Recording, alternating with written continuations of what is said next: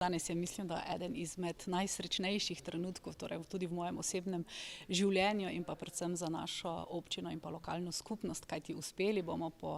več kot 40 letih torej pričeti z aktivnostmi za gradnjo novega vrtca in to je res torej trenutek, ki je glede na vse, kako smo se trudili, kakšne prepreke smo imeli in kaj smo dosegli, res trenutek, ki menim, da pomeni prelomnico v razvoju naše občine in verjamem, da bo občina s tem tudi še dolgo ostala in se ohranila.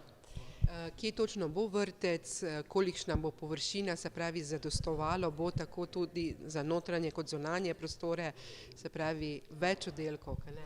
Tako, seveda. Torej vrtec bo zgrajen za sedanjo telovadnico na zemljišču.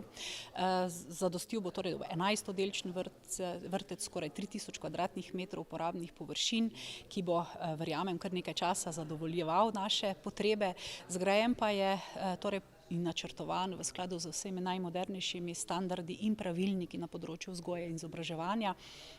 kar pomeni, da bo poleg tehnične zelo dobre ustreznosti ustrezal tudi vsem pogojem in nudil torej tako vzgojiteljicam in pa otrokom res nemoteno in pa vse idealne pogoje za delo.